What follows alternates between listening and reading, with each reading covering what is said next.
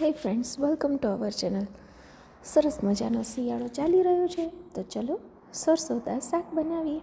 જો આ સરસવની ભાજી છે અને સાથે મેં પાલક અને મેથીની થોડીક એડ કરી છે.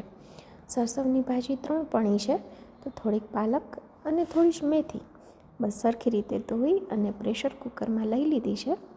અને લસણ અને આદુની કટકી નાખી છે અને થોડુંક જ પાણી નાખવાનું, કારણ કે ભાજી પાણી છોડે. અને મીઠું નાખી થોડુંક હલાવી અને કુકરમાં નાખી દીધી. ઇન બિટવીન આપણે વઘારની તૈયારી કરી લઈશું. હવે મેં એક પેનમાં ઘી, એમાં રાઈ, જીરું, શિયાળું છે એટલે લીલું લસણ અને લીલી ડુંગળી એડ કરી લીધી છે અને સરખી રીતે મિક્સ કરી દીધું છે.